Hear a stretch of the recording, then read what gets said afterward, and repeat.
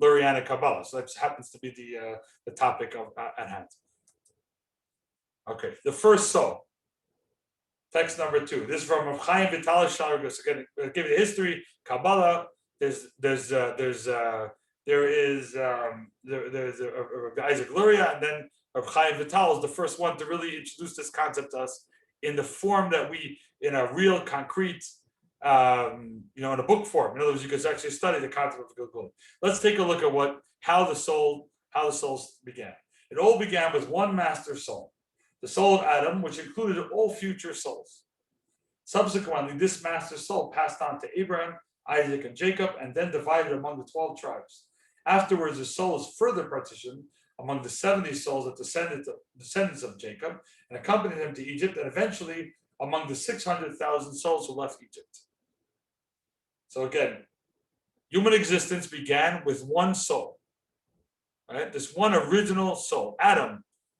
We say mankind because we're descendants of man, of Adam. Adam is the first man, right? Not to be confused with male and female man. This is man. He was both male and female. He was everything, right? All human beings that came next, right? This is mankind. The first person had a part of every one of us. So we are all not only descendants of Adam, but our souls were all part of that original person that was created. So there was one soul first, and that soul subdivided. That soul subdivided until it came. Abraham had one branch of that soul, and then Isaac, Jacob, and then there's the 70 souls that entered Egypt, and they were subdivided to the 600,000, which, by the way, there weren't 600,000 families. There really were 600,000 men of our military age. That means there were really several million people, right? Okay, but that's not really the conversation here. But there were millions of souls that came from that original soul. So you have one soul that subdivides and subdivides and subdivides and subdivides, and that's how you end up with all the people that stood in front of Mount Sinai. All right. Has anybody freaked out yet? Yep. Good. Okay. Good. Then we're getting somewhere. All right. So this is a wild concept. So you need to kind of think differently than we're used to thinking in order to understand this concept. All right. Now, this is like a tree. You have a tree. A tree has many branches, right? Each branch is independent of each other, but they all have one center. What do you call it? Center of the tree. What do you call it?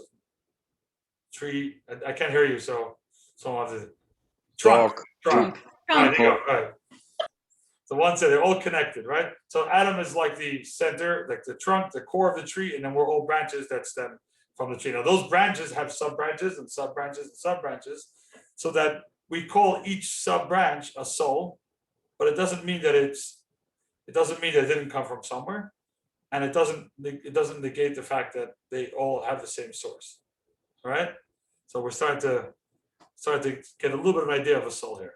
All right, Adam was Abraham, 12 tribes, 70 souls, and then we had the 600,000 root souls. Interesting enough, you wonder why of all the people mentioned, this is my own thought I had today. I have been thinking about this. I was thinking to myself, why of all the people that are mentioned leaving Egypt, why are only the military-aged men mentioned? And then I had this realization. That's because it's not that they're the only ones that are mentioned. They happen to be like in the military. They are the root souls of the Jewish people, right? Everyone else has each. We know according to tradition. When you say your wife, husband and wife are two halves of one soul. Each root soul is two people at least, right? Plus their children and their so each. It's not. We're not talking about an individual person as we might conventionally think. We're talking about one root soul, and that's why that just happens to be why we mention those people, right? Which it starts to make a little bit of sense because you wonder why them, why not the children, why not the older people? Why did the Torah specifically call them out? They happen to be the root souls of those families. Okay, all right. Now, if it's not strange enough, it's going to get more strange. I promise you. And then it's going to start to make sense, though. Text number 3, Shara Gugulim, continues. This is Chaim Vital continuing. The soul has a mission, right? Jerry's going to be happy because every JLI class is the same. He always talks about our mission, right? That's right. So here, but this is going to be focused primarily on not just our individual mission, but the soul itself, each one of these 600,000 souls has a mission. So you could imagine there's 600,000 of us that left Egypt. So, and each one of those 600,000 have branches and sub-branches and sub-branches, but each one of those branches has its own mission, which means that we're part of a family, that each one of us would then be part of a grouping of souls that have a collective mission with our other fellow souls of our grouping, and combined we have our own independent mission, and we also have a collective mission between all of us. Right? How far out is that? So you have so our lives are dependent on the people that came before us, not just because we need parents in order for us to be here, but there's actually kind of like spiritual parents. Like we have relatives, we're interconnected to other people, and they're very random people we may not know, and they could have lived in other generations, other centuries, and we could have, and collectively we have a mission together, and each one of us is part of one of the 600,000. Right. Furthermore, we must know that what is this collective mission? We must know that every person must fulfill all 613 mitzvot. If a soul does not fulfill all 613 mitzvot in action, speech, and thought, it must be reincarnated until it completes all of them. So now we're starting to have a picture. There are 613 mitzvahs. By the way, how many of them can you fulfill in your lifetime? Possibly. Let's say you're the most righteous person living in Ponte Vedra Beach. You're a tzaddik. You're holier than anyone. You live here. Depends on if you're male or female.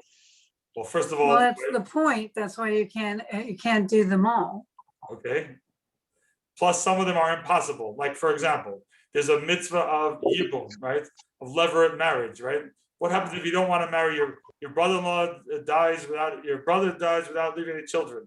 And in the old days, you could marry, right? You're supposed to marry his wife. In yibum, you can marry his wife, right? And what happens if you didn't want to marry each other? You have a mitzvah of chalitza, where you don't marry her, right? Well, you can only do one of two. Either you marry or you don't marry. You can't marry her and not marry her at the same time. So literally impossible to do both. To make it matters worse, in order to do all of them, you have to be a Kohen serving in the temple. Well, you have to be a man and a woman. Mitzvahs that are associated with men and women, right? In the temple, out of the temple. In Israel, out of Israel. Be a Kohen, Levi, and Yisrael. Fight in the army and not able to be a Kohen who can't fight in the army at the same time. You have to be born and die numerous times because you have to have many different in order to fulfill all the mitzvahs. It's not possible, and to do them all in thought, speech, and action. Well, levirate, most people don't do the levirate anymore anyhow. So how that could ever be fulfilled? We by the way, no one. Okay, but either let's say you even did it, yibum, right? Let's say it was even done. Even if it was done, you can only do one of two. And nowadays you only do chalitza, right? Because we don't marry your brother's wife anymore. So you can only do chalitza. So how do you do yibum? Right? Yeah. It means you rule one out. And by the way, how many of you have brought a sacrifice recently? No. Oh, Didn't have it? How many of you have lit the menorah in the Holy Temple? No. nope. So how you gonna go to heaven? In all 613 mitzvahs, in thought, speech, and action. Yeah, we're also not kings. We're True. not kings. That's right. We're not Very kings. true. By the way, you have to be both a king and a subject. You have to own slaves and not own slaves, right? Right. To free your slave, but to free you have to own a slave. You don't own a slave. So mitzvahs apply. So it's impossible, basically. Right? You have to go to war. You have to go to war for King David, and you also have to go to war for a king who just wants to conquer land. Because you can't, they're not the same kind. There's a mitzvah, there's wars that are a mitzvah, the wars that are not a mitzvah. They're just allowed wars, right? So you tell me, how do you do both? It's impossible. Can't. Right. So now we're starting to paint a picture here. Each one of these 600,000 souls is a grouping of souls, and there's a collective mission to fulfill the entire Torah, all 613 mitzvahs. Now, in order to do that, you have to be, now think about all those options. Man, woman, king, not king, high priest, right? High Kohen Gadol, regular Kohen. All those options. So in that collective mission, yeah, we have a variation of ourselves. So all you men out there, get in touch with your feminine self, and you women get in touch with your masculine self. You're part of part of you is in someone else's soul, and another person literally completes you, and that's not your wife and husband, because you're part of the same soul. There's someone else out there, not your right. Your husband and wife are the same person. They have the same actual soul, right? To make matters even more far out, they share a soul. Now they're unified or whatever, but they, right? So we're talking about. So now we're starting to understand. If you're going to fulfill all 613 mitzvahs, by the way, you have to also be born Jewish and convert. And you have to, because you have to be born Jewish and be nice to the convert, and be a convert to convert to Judaism. But then you have to be born again as a Jew who's nice to a convert. You can't be a convert and do the mitzvah of being nice to a convert. So you're starting to understand how this doesn't really work, right? It doesn't really work to do all the mitzvahs on your own. It's not supposed to work. This is how it's supposed to happen, right? We have a collective mission, and the collective mission is that we fulfill this. So we have our own independent mission to rectify and elevate both our body and our soul. But we also have a collective mission. Okay. All right. Now that's what Gilgul is. Gilgul literally is the process of reincarnation, of allowing us to fulfill all of the various different mitzvahs. Did that solve all of your moral dilemmas about Gilgul yet? I hope not. I hope you have more questions. There's a lot more questions, right? But that's the basic. That gives a basic understanding, a kind of an idea of why the Torah, what the Torah's view of reincarnation is, the purpose. Why would there be this grouping of souls? Right? Okay. By the way, in this grouping of souls, are you that the other person? Let's say this the male or female version of yourself, right? Are you actually that person? I mean, did you actually live that person's life? No. Right? That person lived their life. You live your life. But everybody has their part to play. Right? Everyone has to live their own within your own purview, your own mission in the world. You have your part of the 613 mitzvahs to do, and you're dependent on someone else to do their part of that mission. Right? Okay. Now, to make it a little bit more interesting, text number 4, Chaim Vital. We'll continue with Chaim Vital. You should also realize that each individual must study all 4 of the Torah's layers. They are referred to by the acronym Pardes, or orchard. That doesn't really make sense in English, but in Hebrew, it's an acronym, Pardes, right? These are Pshat, Remez, Drush, and Sod. Literal, allusion, exegetic, and mystical. And it's necessary for the soul to be reincarnated repeatedly until it completes them all. Okay, so now is another dimension where Chaim Vital tells us that each one of us, the Torah doesn't belong to anyone. You know, God never gave, when he gave the Torah, the Rebbe once told someone, asked the Rebbe if he's Orthodox. So the Rebbe smiled and he said, I'm not sure what that means. He said, well, I'm from, only priests were Orthodox. Jews weren't Orthodox. I'm just a traditional Jew.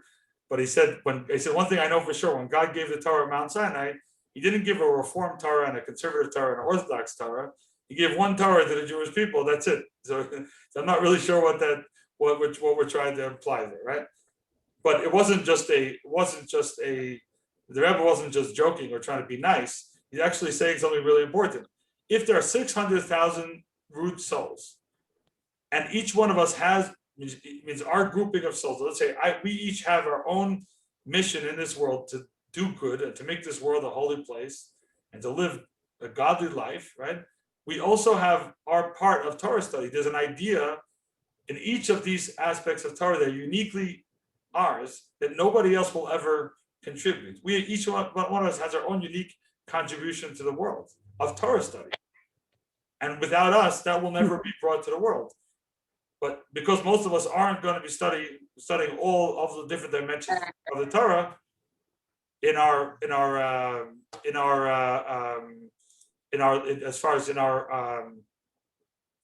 at least in this manifestation of our soul in our lifetime, we rely on each other for part of that.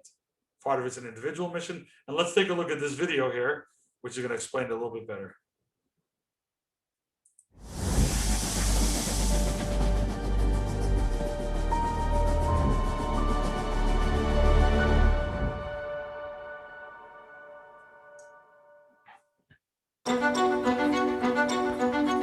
human authors express themselves in their works, both directly and subtly, sometimes intentionally and always subconsciously. When we read a text, we can choose either to read the lines or to engage in more intricate analysis and read between the lines. The divine author of the Torah did something similar, but to an infinitely greater degree. God expressed himself in the text in multiple ways all at once, directly as well as subtly, with plenty of insinuation and a vast hidden layer of the divine subconscious. And he then instructed us to excavate it all.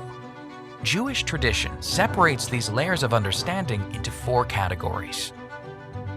The first is pshat, direct intention, which is derived by examining context and syntax.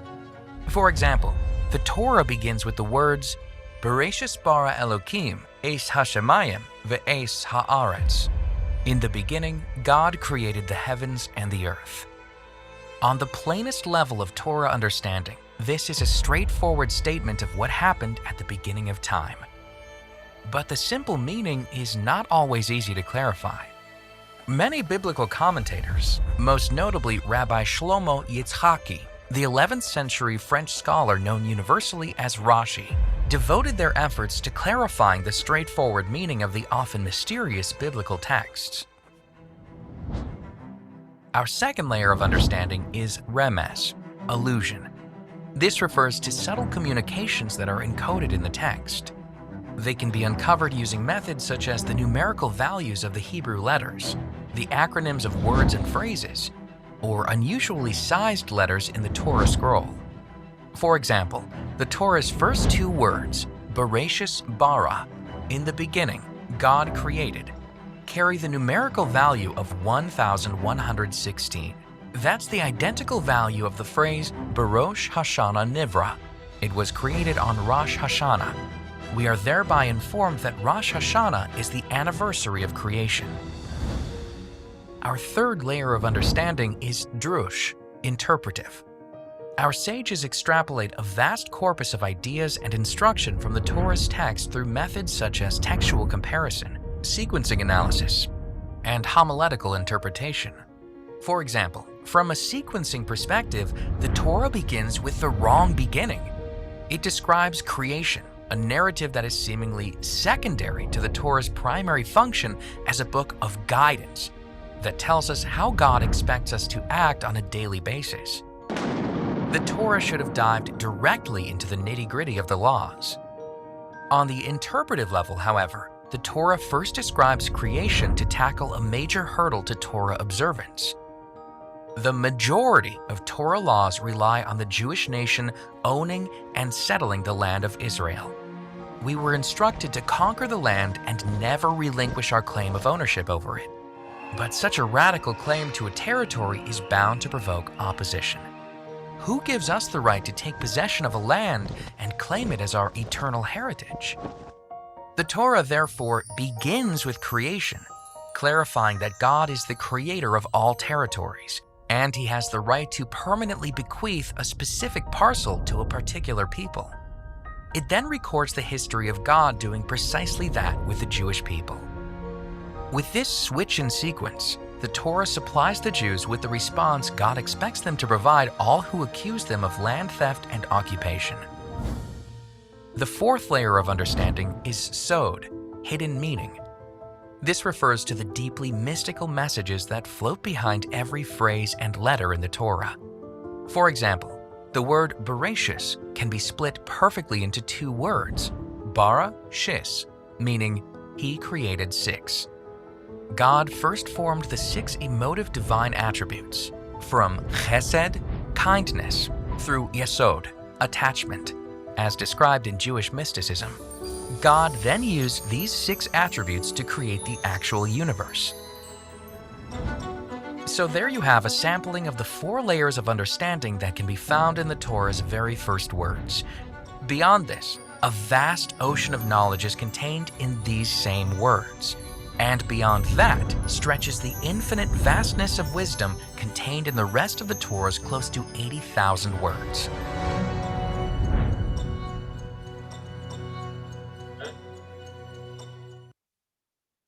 I thought that was very well done. Personally, I never saw a video explain this concept so well. I really liked it. Okay, so we got the right Pshat, Remez, Drush, and Sod, right? There's 4 aspects of Torah study. Now you'll find an interesting thing. There's a concept the rabbis tell us a person should always study b'makom shalibei chafetz, the place where his heart desires. Of course, it's incumbent upon all of us. The Torah belongs, like I said, God didn't give the Torah a reform or a conservative or orthodox Torah. He gave the Jewish people a Torah, and so it's incumbent upon us to study the Torah, and not to study only one part of it. We should study every part of it. I mean, it's all ours, right? And nobody owns it. No one has the right to tell you how you should be studying Torah and I should be studying. It doesn't work that way, right? At one time, I has a cute story about the Rebbe, an anecdote. I think it's in that book that what's the name of his book about the Rebbe, skip my mind, the real big one that they published a few years ago. And he said somebody came to the Rebbe and he said, "There's a big scandal. He found out that there's a Reform rabbi somewhere that's taking the Rebbe's material and giving it over as his own sermon every Shabbos. And and he's not saying who the author is, and he was going to call him out on it, but he wanted to let the Rebbe know." And the Rebbe said, "That's wonderful news." "Oh, wonderful news. He's stealing your material. He's teaching it in a non-Orthodox. And how terrible is that?" The Rebbe said, "I don't own the Torah. I'm teaching it. Somebody else is going to teach it. Wonderful. I'm glad I helped him with his sermon prep." It's like, we don't own it. It's not material. It's not copyrighted material. The Torah was given to all of us, right? And so it's important for all of us to study all the Torah. Nobody has the right to limit teaching to any person. We should all learn whatever. But we'll find that as you learn, you find yourself gravitating towards certain types of learning. Some people like the Talmud. Some people like some people more inclined towards the Pshat, towards the literal explanation. They like, literal Pshat, literal explanation of what's going on. Other people like, to study the more the kind of the Talmudic, the Mishnaic, which is the Remez. Some people like the Drush, which is more expounding and extrapolating, and other people find themselves more inclined towards the mystical. And those are all different. Those are all legitimate ways to interpret the Torah, and they happen to be our soul's inclination. So we have our soul may be inclined towards one of these 4 ways of interpreting the Torah. And again, we're each one of our root souls are to study all of it. But it's very possible that the reason that we're inclined towards one part of one type of learning is because that's our own individual path in learning. Okay, this is going to start to make more sense as we go along tonight's class. But in other words, it's important to be true to yourself, your own learning. At the same time, understand that there's no such thing as we're not limited. Oh, I don't. That's not. I don't. That part of the Torah doesn't belong to me. No, it's yours. You can study it. It just doesn't mean it's not. You're not inclined towards that. Right, and that's fine. That's natural. That's the way it is. Okay, and it starts to make a little bit of sense here because we see that there's a prayer that we say every day. Ethics of our fathers. And it tells us every day. The very end of the Amidah. It's actually after the Amidah is over. There's a line that we add which says, "May it be your will, our God and God of our fathers, that the holy temple be rebuilt speedily in our days, and grant us our portion in your Torah." Sein chalkenu b'Torah, right? Grant me our portion. What's my portion? We all share the Torah. What's my only? I thought I just said there's no copyright, and the answer is we're not talking about copyright here. Copyright infringement. We're talking about your own unique contribution. Each and every one of us has something to contribute that nobody else would without us, and unique insight in some portion of the Torah. And that's it. We ask God to give us that insight to share with the world, because if we don't, nobody will. And each one of us has our own unique, right? And combined, our root soul, our family of souls, has insight in all 4 categories of Torah study. So it gives us an idea why we have this interrelated soul business. All right, text number 5b from the Rebbe. As explained in numerous sources, the soul of each Jew has a specific segment of the Torah which is particularly associated. This explains the phrasing of our sage's statement, "Grant us our portion in your Torah." Our portion implies that each of us has a unique portion within the Torah. This concept is further expressed in our sage's statement that there's a novel Torah concepts that our accomplished student of the Torah is destined to introduce. In other words, the entire universe anticipates the birth of this particular diligent student awaiting the moment that this student innovates, meaning uncovers this specific concept within the Torah. For this concept is this student's portion of the Torah. Means from the time the world was created until your lifetime, there's an insight, at least one, maybe numerous, your portion that the world is waiting for. And this is your contribution to Torah study, in addition to your other contributions. And this ties into our mission. All right, so now let's take a look. Let's recap what we just learned. And if you're still a little bit confused, that's good, because we're still not finished explaining. Let's just give you some background. Okay, so first of all, what is the mission of a soul in general? To complete all 613 mitzvahs, right? Which, like we said, good luck doing. But there's a lot that you can do. The good news is plenty of good you can do, plenty of variation of mitzvahs that you can do, and we'll see with certain things we're inclined to do or not to do, and there's a reason for that, right? I know personally, some people like certain mitzvahs, are drawn towards others. There's a reason for it. Study all 4 layers of the Torah. Again, good luck doing all of that. But if once we understand the reincarnation is tied into not only our personal mission, but there's this collective mission that our family of souls have. So that starts to explain how we can have our own insight. We're connected to other people, right? And then we reveal its a unique portion of the Torah. So not only study all 4 sides of the Torah, but also reveal a unique contribution that's only yours. Each person has their own unique contribution that nobody else does. All right. Okay. Let's talk about the mechanism. Any questions, by the way? Lots of questions, too many questions. Feel free to chat, to write in the chat, or unmute yourself if you have any questions. But let's talk about the next section, which I think will generate a little bit more far out than everything we said until now. Right? This is like way out there. So I need you to really, really think, like open your mind to a different way of thinking about souls and about it's like a little different way of looking at souls, basically, and reincarnation, and not the kind of let go of some of the old ways of thinking, or it's going to be confusing. So we have to kind of look at things differently. So spin-offs. So first of all, I have good news for you. While we do believe in reincarnation, we don't believe in soul recycling. What? Which one is it? No, they're 2 different things. Reincarnation and recycling. Recycling is good for plastics and paper and whatever, metal, whatever you recycle, but not souls, right? Recycling day in Ponte Vedra, at least on A1A, is on Friday mornings. Souls don't have a recycling day. It doesn't exist, right? We do believe in reincarnation. How does that work? How's the reincarnation without recycling? So we think in our minds, reincarnation means you were here, you use the plastic bottle, you don't want it to go to waste, you don't want it to end up in a landfill, so you use it again, right? That's not how souls work. Souls don't come back, they don't get washed out and cleaned and come back for the next time around. That's not how it happens.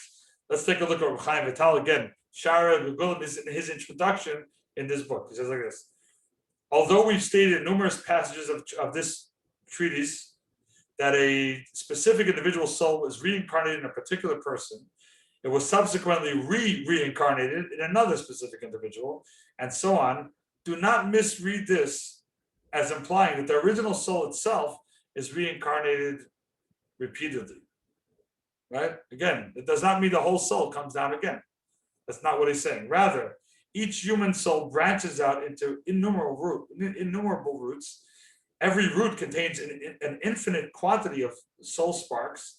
With each subsequent reincarnation, a number of these sparks are rectified, and they ascend to enjoy the rewards of heaven and dwell in the particular strata of Gan Eden and are appropriate for them. However, those soul sparks are not rectified or reincarnated to provide further opportunity for rectification. Okay, so let's unpack this a little bit. You have a soul, right? Your soul is not a physical body, it's an energy. Right, like a flame. It's an energy, it's a source of energy. We do a lot of good in the world. Like we said, we do a lot of good, and maybe we need some therapy after we pass away. But either way, it's still good, right? Pass away and the soul goes up to heaven, right? Okay. what happens since we each have our own unique mission? Every one of us has our own, all 613 mitzvahs. So on one hand, let's say, for example, that there are 613 brownie points you're supposed to have, 613 boxes on a chart, right? Which you said is not the way Judaism works. But let's, for argument's sake, let's just use that example. You have 613 steps or 613 boxes. Now, a person lives a pretty good life. Let's say you did 150 of them, right? Still have a whole bunch more to go, right? So does the soul have to come back again and live a whole life again and maybe do some more, maybe not? How does that work? So Chaim Vital tells something very interesting. A soul is an energy. So a person lives their life, they transition to the next world, the soul goes to heaven, right? If it needs a little bit of cleaning, it's a little cleaning, goes to heaven, and that's where it goes. But because it's an energy, let's say there's another couple of things it needs to do. Let's say it needs a couple hundred things to do. So that soul, being an energy, like a flame, a spark from that flame is not removed, because energy does, you don't remove energy from energy, but a light candle lights another candle, just like a candle lights another candle. This original soul ignites another soul, which goes down into the world. And this time the mission is to do not all 613 mitzvahs, but minus the 150 that were already done. You've already accomplished that part. Now, not to say that person, let's say you've already been really nice to people, doesn't mean the next person that comes on could be a jerk. That's not the point. No, it still has to be a mensch, still has to be nice, but it's not the soul's unique mission to be kind to people necessarily. That was already accomplished the first time. The next time, this new soul, which is a spark of the first soul, is a mission is now a little more specific than the first mission. Right? How far out is that? That's a pretty wild concept. But reincarnation does not mean that the soul comes back again. It simply means the soul, a spark of that soul, a branch from that soul, is then gives birth to another soul, so to speak. Ignites another soul. It's kind of like this. The analogy given is kind of, if a person has, God forbid, gets sick, right? Let's say one of their limbs of their body gets sick, their finger gets sick, right? So they go to the doctor gives them an injection or a pill or something, and it helps to cure that finger. What happens sometimes a person is really, really sick? Somebody's have to amputate that limb, so that limb doesn't infect the rest of the body or cause death to the rest of the body, right? So that's what happens when the soul goes up to heaven, if it doesn't fulfill its mission, except that unlike amputation, the soul regenerates. It's not like, it's an energy, so it doesn't lose a limb. It's simply part of it gets separated. It generates another part of it, right? Does that make any sense? It's not that the limb has to be cut off in that sense, but rather that part has to go and still fulfill its mission without any loss to itself. Doesn't come at a loss to the original soul, simply inspires or ignites another soul. So when we have the resurrection of the dead, who comes back? Both souls come back. The original soul comes back married to their original spouse. The second soul comes back married to their spouse, two different people. Which body do they live in? Their own body, not someone else's body, right? Or their parents, or their children, their children. There's no crossover here. It doesn't happen like that. However, the reincarnation means a part of the soul ignite another soul. That's what reincarnation means in Judaism. All right? Any questions? No? Feel free to unmute yourself if you do. Yeah, My question, good. well, my question is, at any point, are the souls ever made aware of their relationship to the other souls? Okay, so the answer is no, and Rav Yosef Kairos is a very interesting reason. You know why? Because people might murder each other. Really? You don't know what happened in the past lifetimes. You never know. You imagine the challenges that people have in this lifetime just by the people they actually were alive with. Could you imagine if we had the grudges from another lifetime?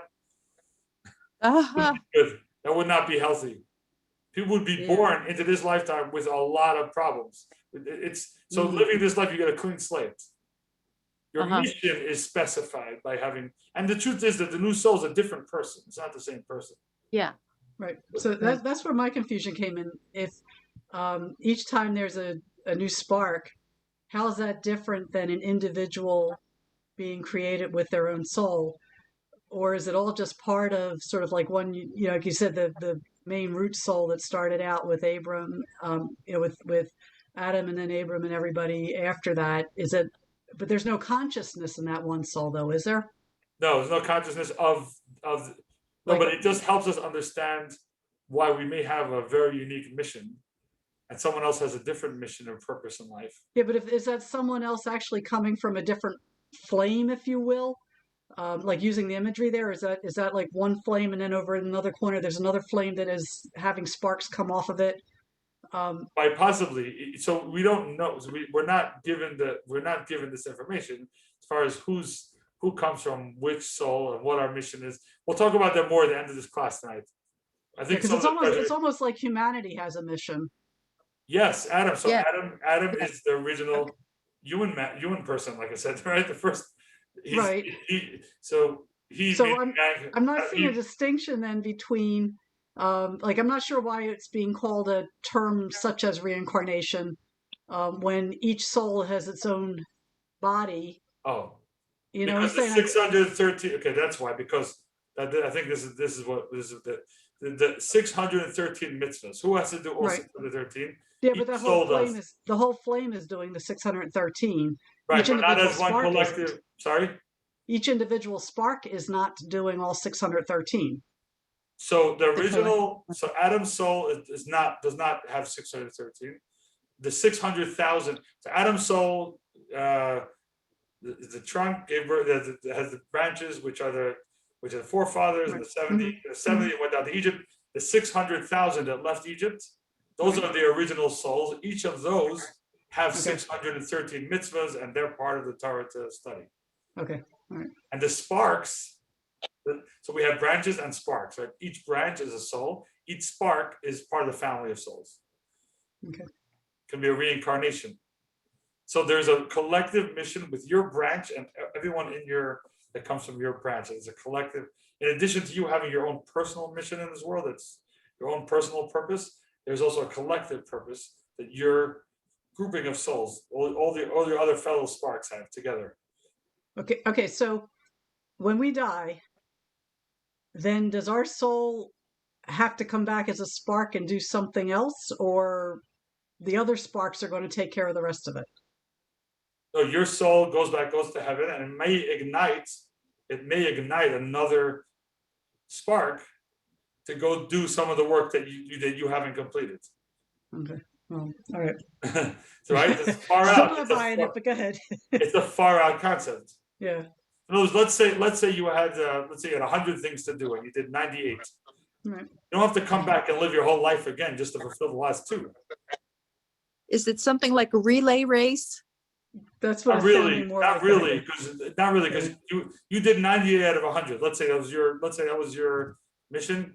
Those 98, you're supposed to do 100, but you got 98 done. So you go up to heaven, and those 98 parts of you Stay there. go to heaven, and they're doing fine. Right. The 2 that didn't complete their mission ignite another spark, which goes down and completes the mission, and that person's entire life will be those 2 things. Okay, but that almost sounds like having children. It's kind of like Yes. having children. Okay. Kind of. All right. It's That's kind of why like our having children children, pray except for us. Or do right, but this it's for kind of us. like it is, but it's a spark, because unlike children, which are here, a spark is an energy, right? You have to understand also what in context. So an energy is ignited from another. A flame gets its life from another flame, right? It doesn't. When one flame gives Right. Gives off another flame, it doesn't lose anything of itself. Right. So it's not like a child is an independent person, not necessarily tied into your mission. Right. Whereas the next spark is tied into your mission, and that's what makes it unique. So do we believe in reincarnation? Yes, but in this sense, we believe what we believe in, not what we, right? It's far out. I told you, this is far out. This is not like. Any other questions? I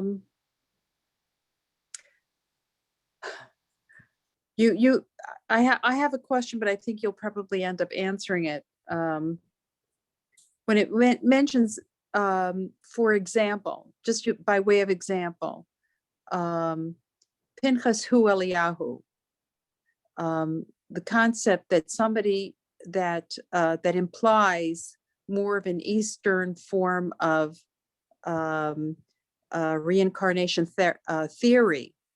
How does that all fit together? Why does it imply that? That's just the way it's viewed, but it's just simply a part of. Pinchas came down; he did his part, right? Yes. And Elijah the prophet Yep. had the soul of Pinchas, but he was not Pinchas. Uh-huh. They're two different people. Oh, I see. It wasn't the entire flame in that case. Not It was just that, necessarily. again, not necessarily. Not necessarily. I mean, it's okay. Again, big disclaimer here. We know less than we don't know much more than we know, right? Because Right. how God operates. This is just what we know from the text. This is what we do know. I'm not saying what we don't know. If there was an exception that Elijah the prophet was actually Pinchas, I don't know. But I'm just saying, Right. on Reb Chaim Vital, it would seem. I don't really necessarily know that specific answer, but it would seem that that's not how it happens, right? Clear that that's not how it happens. They're two different people. Or else you tell me when Mashiach comes, does he marry, does Pinchas come back? Does he marry Pinchas' wife or Eliyahu's wife? This is a problem. Right. So they're two different people, right? Yeah. Not going to be like one woman over there, like my husband, whoops, you're married to my husband because he's reincarnated. Yeah. I guess I'm left here. It doesn't work that way. Right. So we had a great marriage, married for 75 years, but it doesn't count because you were another person in a lifetime. It is not how it goes. They're two different people, two entirely different humans. Yeah. Right? But they're connected to each other somehow. And those two are very unique. That's just a very unique situation. I mean, we have like inference to number. I have other questions, but that are not answered here. But it's whatever. I'm not gonna give you guys more problems than. Okay. If you don't have if they're not your problems, I won't give you my problems. Okay. So rectified sparks. So mitzvahs were observed. So mitzvahs that were observed properly. When we say a person passed away, they go to heaven, go to Gan Eden. So our soul goes to heaven. The part of the sparks of our soul that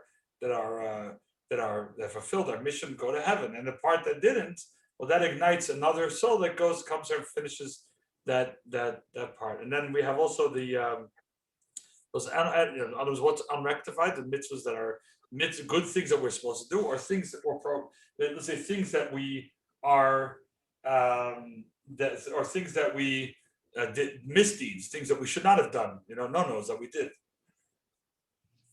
And that's what we come back. That's what we come now. When we pass away, let's make a distinction here. Somebody passes away, and your mission in this world is, let's say, your mission is to light Hanukkah candles. That was your mission. Okay. Let's say every night of Hanukkah, you lit Hanukkah candles. Your mission was to light Hanukkah candles, but every night, and one day, a couple of days in your life, you skipped it by mistake. You were on a plane to Alaska, something happened, right? So did you not fulfill your mission, or did you fulfill your mission? So that's a distinction here.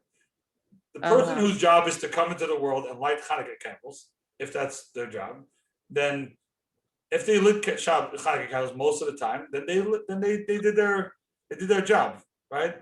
Now, if they didn't, well, that's what Gehenna is. That's what we said. Afterwards, you go through the cleansing process, therapy. Why didn't you? Fine, you work that out. You don't have to live a whole life again because you skipped a couple of times. That's not what reincarnation is about. Reincarnation is about a person who lived their whole life to do these certain things and never did it, or really was not involved in it. And that's where they have to come back and do their mission again. Or ignite another soul, to be more specific, to be more accurate, right? To ignite another soul to come back and live their life. Okay. So that's the general concept of reincarnation. Now, to be fair, that's not the only kinds of reincarnation that there are. There are other types of reincarnation, right? This doesn't include other types of soul, strange things that can happen to the soul. We're not even going to go into all the weird things. We're just going to talk about the things, reincarnation types of things, right? So there's a concept called partial reincarnation. Okay, let's take a look at number 7, text number 7a. There's a different, not all reincarnation looks the same. Whoops.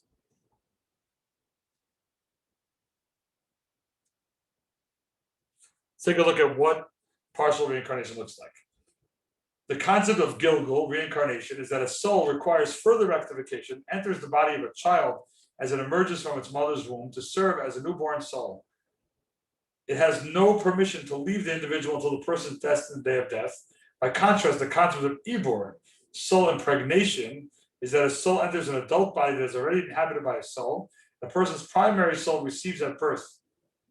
In this case, the individual is merely impregnated with a guest soul. In addition to harboring a primary soul, the individual then carries the extra soul, such as a woman carries a child in her womb. So there are times, because these are again very rare, but it happens, right? That someone needs to, reincarnation is very common. Most of us are reincarnated. In other words, most of us are a spark of another soul. The vast majority of us. It's very, very rare for someone not to be a reincarnated soul, right? In other words, be a spark of us, be completing the mission that this soul had to accomplish. There are times when a person has just a very small touch up to do, not a lot. And so when that happens, sometimes it happens, the person is what's called Ibor, or impregnation. The person's partners will come down into the world and join up with someone else. Let's say a person, it's a really interesting example, would be, this is an actual story, where you have a child, right, was born, and at birth they were taken away from their mother, and at 3 years old the mother found them or managed to get them back, and they lived a perfectly good, healthy, wholesome Jewish life for the rest of their life. Right now, the child passes away, goes to heaven. Everything was great, except the first 3 years of their life, they didn't do anything wrong. It's not a moral judgment, but they didn't live. They didn't live in a Jewish home, right? So they're not quite, the soul is not as nurtured as it should have been. So this particular story, the soul's given a choice: go to heaven, enjoy your stay here, you earned it, or go back, spend the first 3 years with someone who lives with a Jewish mother, and after 3 years you go back, you come back. Now think about that. What the soul's choice there? The soul's choice is that it doesn't have to come back and give a full life cycle, because it's not a matter of a deed or misdeed. There's nothing wrong, but there's something missing. There's some nurturing missing, right? There's the first 3 years of development are very important for emotionally, but it's also very important to the soul. The soul's very emotional, right? So the soul's choice is to come and join another soul for a few years, just to fill that gap that it's missing. So that's the type of thing that could happen, right? Again, far out concept, but it's another form of what we would call reincarnation, right? Ibor, it's called Ibor.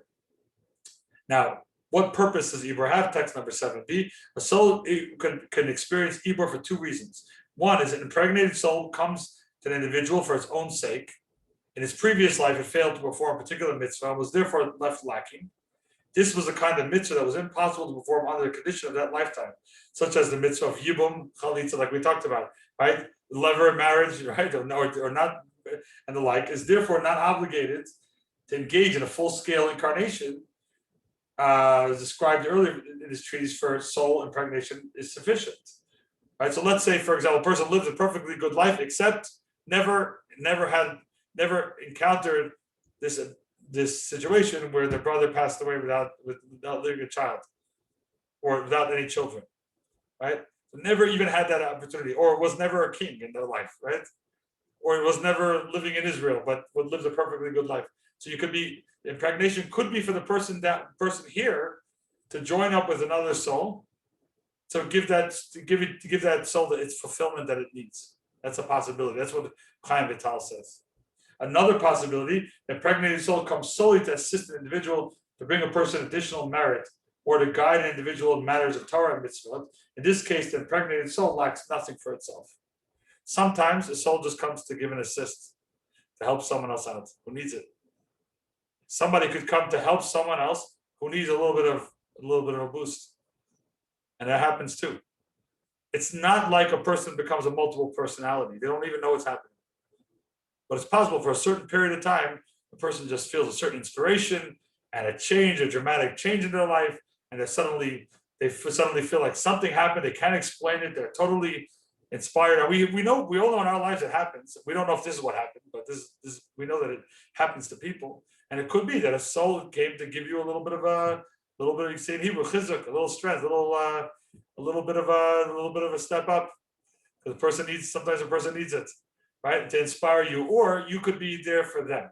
Could be that person missed something small in their life, and instead of going through a whole reincarnation, might just need a little bit. So instead of it's sparking a whole new life, it just sends that little part of the soul comes down to join you for a certain period of time to get the mitzvah that it needed, or the part of a mitzvah that it might have needed to finish its purpose. Pretty wild, but that could happen. Right? Okay, so in summary, so in other words, it could be a mission of helping the person here, or it could be a mission of it could be an altruistic mission, or it could be to help the person who already passed away. How about non-human reincarnation? Nobody asked this, but usually someone asks this kind of question. We cut the reincarnation. Can you come back and be reincarnated as a dog? Or can your dog be a reincarnation of your mother-in-law from a previous lifetime? Usually you can tell by the personality of your dog, right? If you can't stand your dog, it probably was your mother-in-law in the previous lifetime. I'm just kidding. I have no idea. That's just a joke.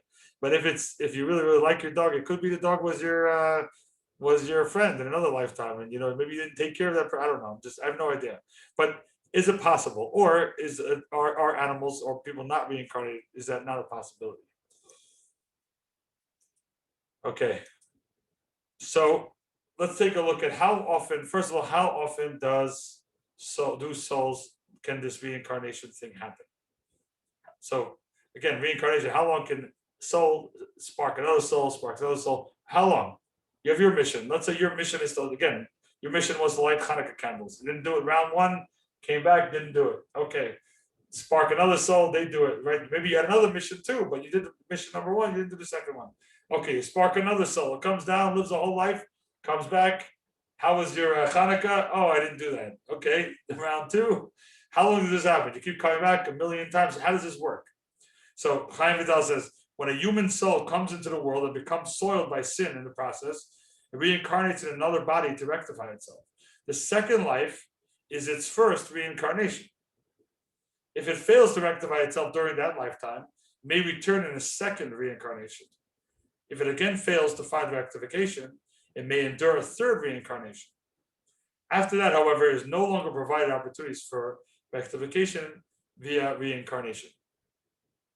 Reincarnation is a favor, is a positive thing for a soul. It's a way of avoiding Gehenna. It's a way of avoiding going through this cleansing process.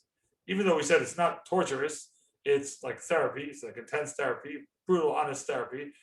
It's still emotionally difficult for the soul. So sometimes to avoid that, you say, you know what, let me spark another soul. Let's have another chance at doing this right. Okay, you get another chance. And if that doesn't work, you get a chance again, a third chance. It was 4 total lifetimes, 4 different people. One soul, 4 different people lived. What happens after the 4th time if it doesn't work out? Well, at some point, I have to say that the person's really it's not gonna work out, right? I mean, Hanukkah candles aren't happening, and this person's, the seers don't see any Hanukkah candles in that person's or in that group of people's future. So then, behold,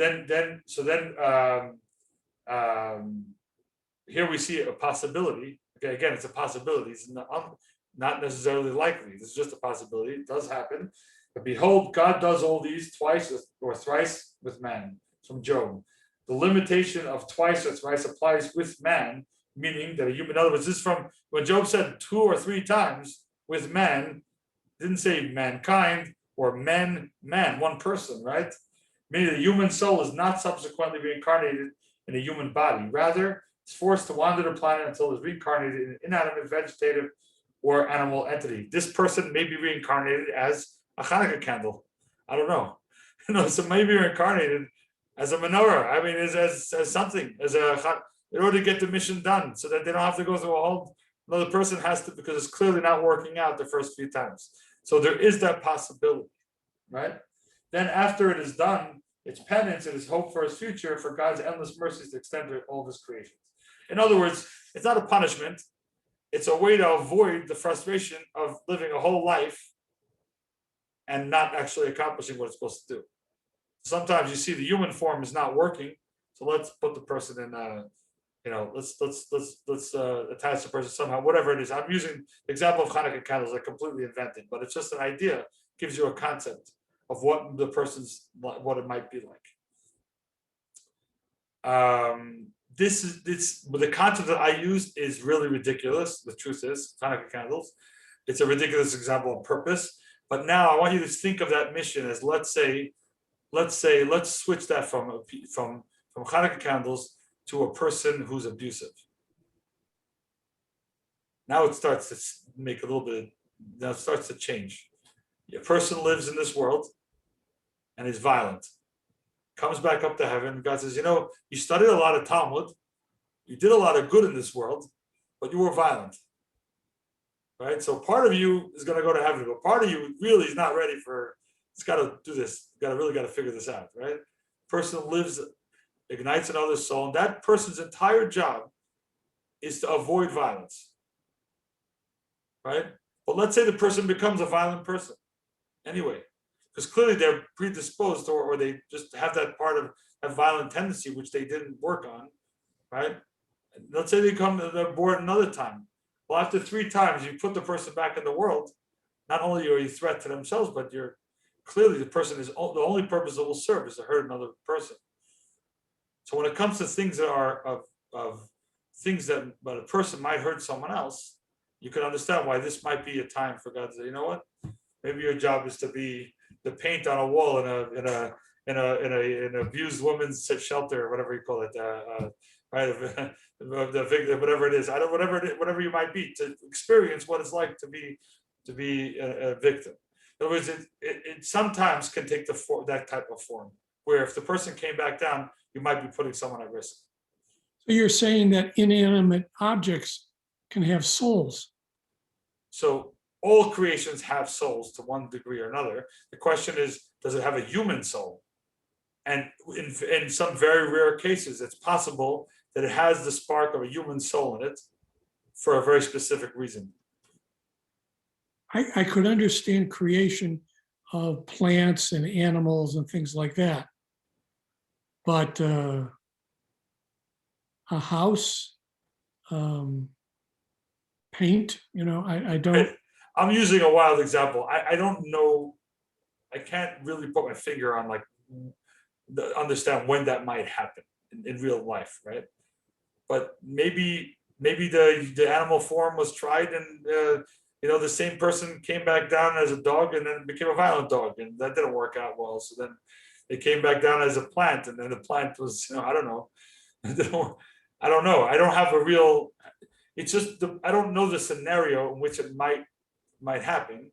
But the point is that to answer the question of whether or not there can be a reincarnation can come in a form other than human form, the answer to that is that it's possible for specific reasons in specific cases after the person has tried to live this life and several times. That's the answer. I don't know that.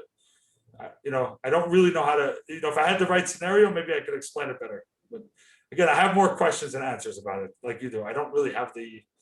You know what I mean? I don't really know when that could happen, but it could happen. I can imagine a scenario where it might. I'm just a little hesitant to come up with stories, like with ideas that they don't know about. Again, a disclaimer that this is a subject that we know less about. We know we don't have all the answers, but we have some facts, right? So it could create this type of situation. Okay. Now the question is, okay, usually the next question people have is, okay, who was I in a previous lifetime? Anybody want to know who they were in a previous lifetime? Raise your hands. Jerry wants to know. Sandra wants to know. Okay. I'll tell you how you can know who you were in a previous lifetime. You ready? You ready for the big secret? Can't tell you. We have no idea who you were in a past lifetime. That's the answer, really. But there's certain ways for us to kind of glean what our mission, what our purpose might be. So let's take a look at text number 10. It's impossible to deduce or intuit whether one possesses a reincarnated soul or not, unless one is the recipient of mystical communication in this regard. So unless God told you, in which case you have to make sure that you're mentally sound. But if you are mentally sound and God spoke to you, let's say if you speak to God, you're holy, and if God speaks to you, you're crazy. That's true, except if you're really holy, right? There are some people that do have prophecy, so unless you're one of those people, there's no way to know. It's just not possible to know. But there's a reason we don't know. You may wonder, how then will we know what purpose for which we entered this world and what mitzvah we must scrupulously perform? I mean, wouldn't that be convenient if we just knew why we're here? Tell us what mitzvah is specific to us, and we'll be very careful about that mitzvah, right? That would be really nice. Or which transgression we must especially avoid. The answers are naturally ingrained in us. We experience natural affinity and longing to perform a certain mitzvah, whether that mitzvah is critical to our present incarnation, or our inclination strives especially hard to entice us to commit a particular sin for the very same sin which we blundered during our previous life. You ever wonder why some people like certain mitzvahs and not others? Why some of us feel specifically close to certain things? Why some things inspire us, but to another person they think is completely ridiculous? It's amazing. Everybody's totally different. And the reason for it is we have totally unique souls, and we're connected to an entirely different part of the Torah, and different mitzvahs are important to us, and we're inclined towards things that are good for us. We have a feeling that some things are really important.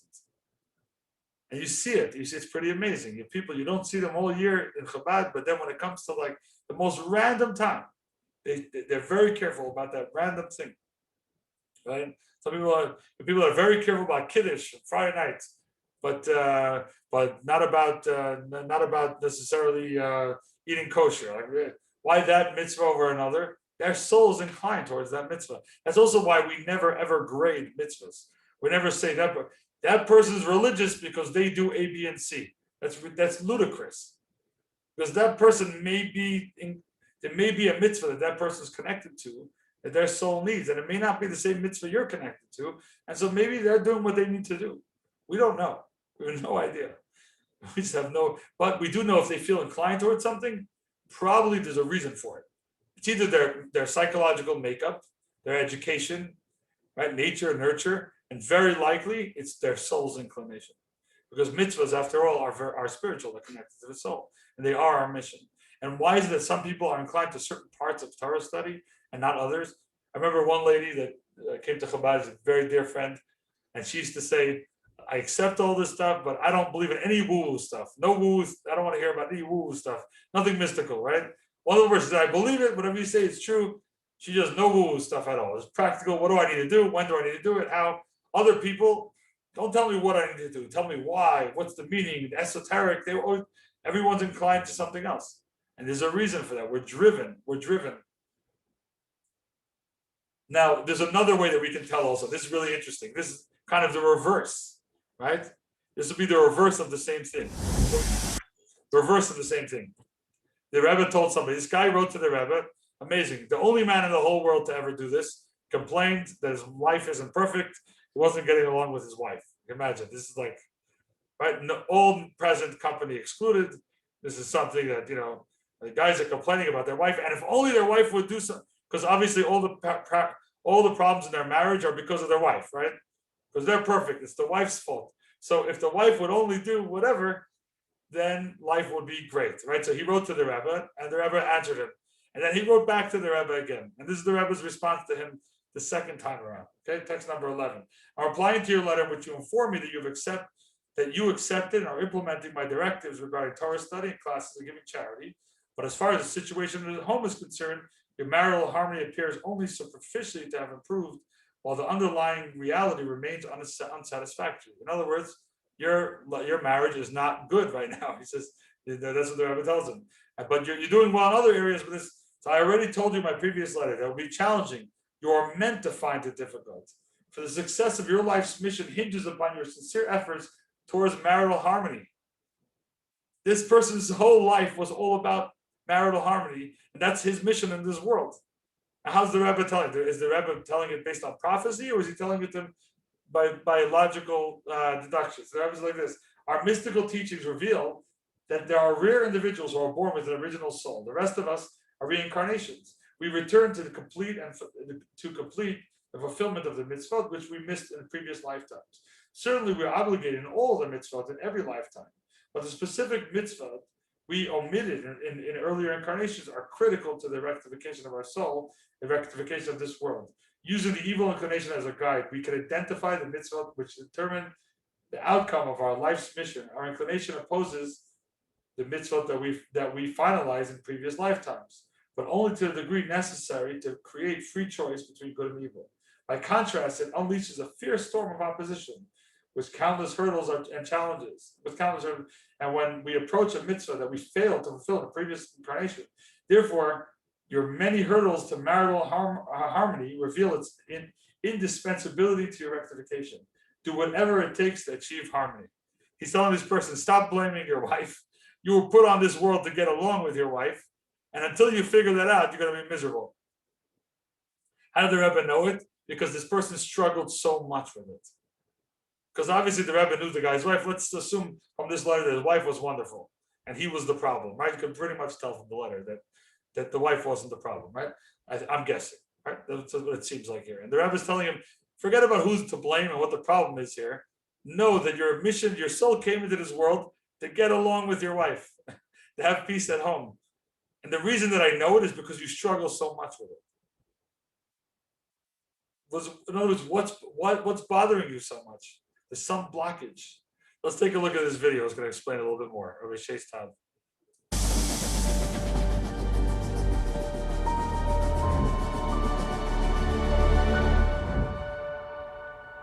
Today's reflection is going to help us try to relate to the idea that our souls came to the world this time around for a special purpose. A mitzvah, a good act that has special value in this lifetime. Now, how can we know such a thing? To a great extent, we can't. However, there's a way that we can catch a glimpse into what is important for the soul in this lifetime. And that is by way of a metaphor which we will now visualize. Picture in your mind's eye, you are leading an army out to battle. If the militaristic imagery is not to your liking, you can imagine a game of chess. Same idea applies. You're leading your army out to battle, and you begin to become aware that your opponent, your enemy, is focused on striking you in one particular spot. Now, it hadn't occurred to you that this spot has importance, but from the fact that the enemy keeps focusing on it, keeps going after it, we begin to realize that it must have strategic importance to the enemy. As you're imagining this, shift now and think about your life and think about a mitzvah or a good deed that is inordinately difficult for you. And by inordinately, what I mean is this. We all have mitzvahs that are harder and easier for all of us. But then there are mitzvahs that by all rights should be easy. It shouldn't be so challenging, and for some inexplicable reason, we just keep having resistance in that area. Why are we having inexplicably more resistance in that area? Why? Because it has that much more strategic importance, and therefore all things in the universe being counterbalanced, our Maker has allowed a special resistance, a special challenge to give us pushback in that one area that we most need to overcome. So imagine, connect to yourself, think of yourself, think of that area, that mitzvah that's the hardest for you, the one that keeps on challenging you. And now imagine it, rather than as something that you're frustrated about, imagine it as your most precious asset. So precious that the enemy is specifically focusing on it. Let's take a moment to try to think of that mitzvah that is the most difficult, and to now see it as that mitzvah which in this lifetime is apparently the most important and most impactful. We'll take a moment now to envision this, to connect to this feeling. Feel yourself being empowered, knowing that this mitzvah has so much power, so much influence, and that is where the resistance is coming from.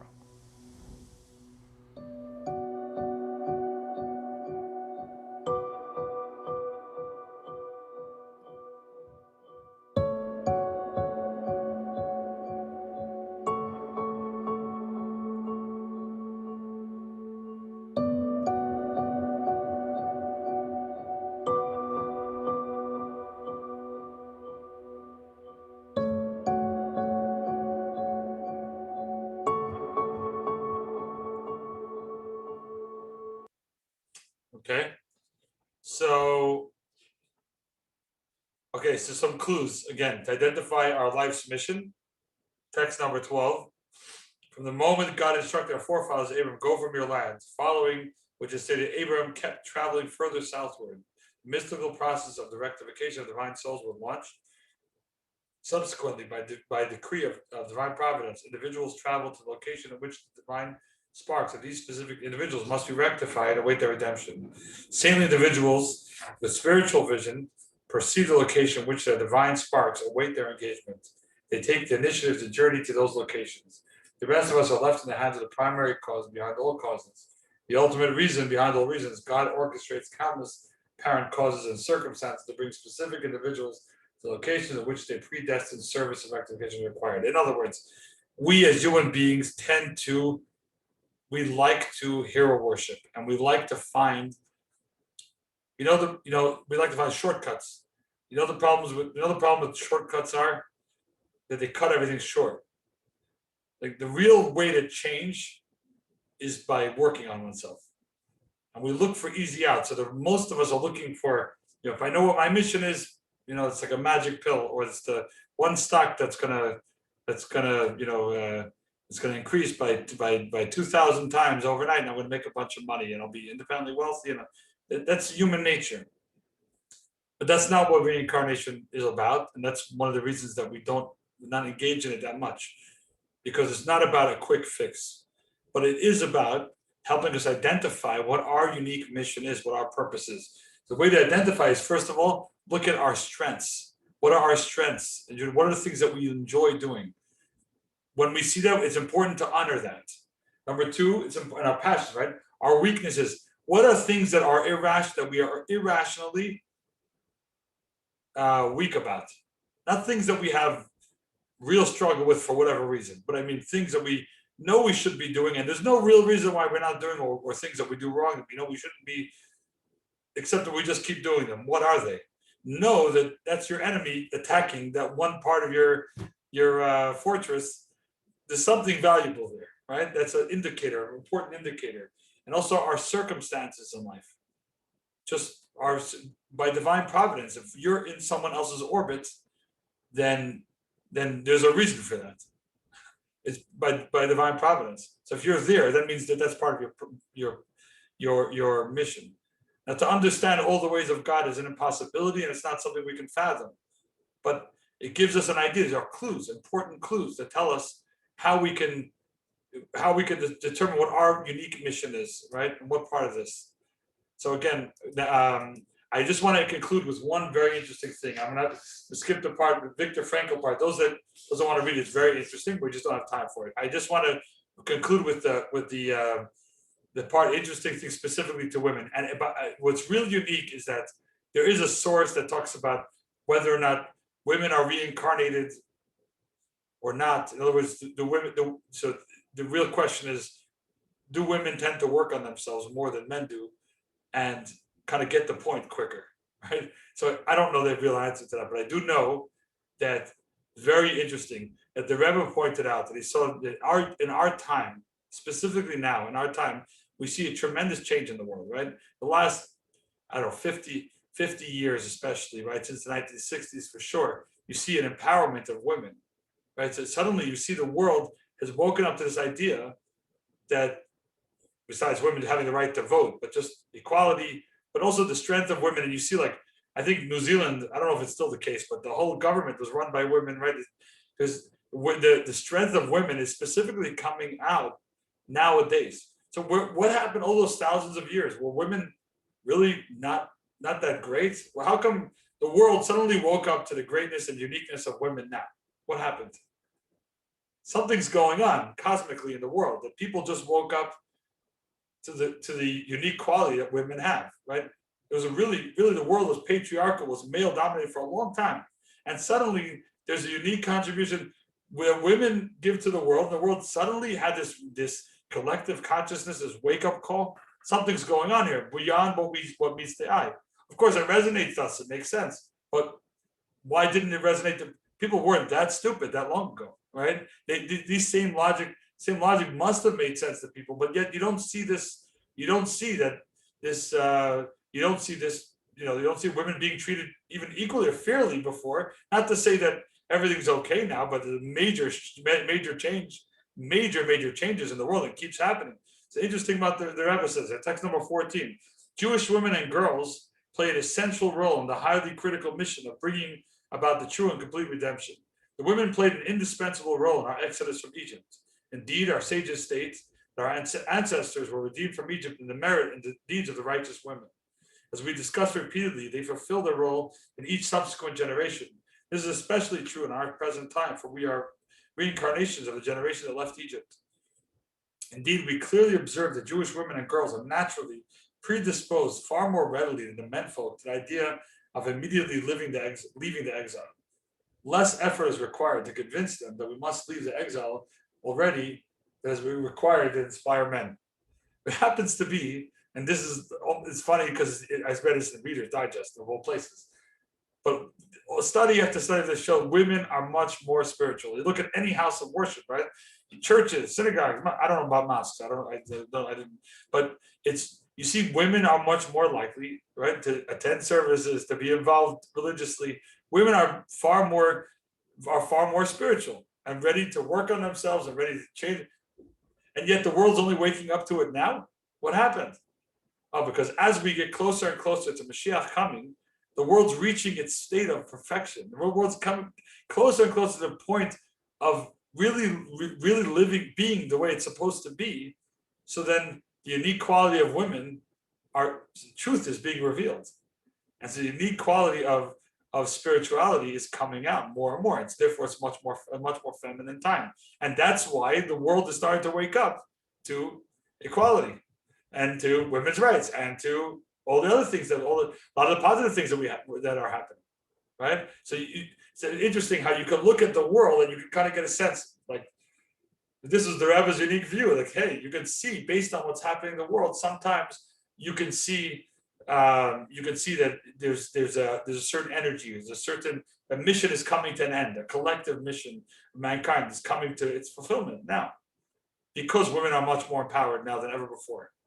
Right? Again, not to say that it's perfect, but definitely a lot better than it was, and definitely moving in the right direction, historically speaking. Okay, let's do the key points here, and then I'll take your questions.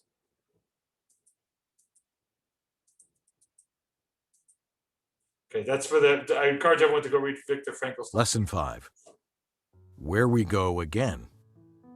1. Adam possessed the Jewish master soul that ultimately branched out into the 600,000 souls that received the Torah at Mount Sinai. All subsequent Jewish souls are offshoots of these soul roots. 2. The 600,000 primary souls were each given a part of the world to perfect through fulfillment of the 613 mitzvot. When a soul accomplishes its mission, it itself also gains rectification and elevation. 3. Every root soul must also study each of the Torah's 4 layers of teaching and uncover its unique part in Torah. 4. Few, if any, of the original souls completed all 613 mitzvot, nor the required study during their original lifetimes. Reincarnation provides souls with additional opportunities to complete their missions and the rectification of the world and themselves. 5. When a person dies, all the refined elements of their soul return to heaven. A new soul, built from the elements that were left unrectified, is then grafted from the stem soul and returned to this world. 6. As a general rule, our souls are reincarnations, but it is impossible to be conscious of or to accurately sense the experiences of our previous lifetimes. 7. Clues to the nature of our soul's unique task in this world can be gleaned from A. Our strengths and passions, B. Our weaknesses and struggles, and C. Our unique life circumstances. 8. The Kabbalistic view of reincarnation does not deny us our personal identity. Each of us is a complete and unique individual who is simultaneously and integrally linked to a far greater reality. Reincarnation ascribes greater importance to our existence and provides each of us a unique role within the overall human mission.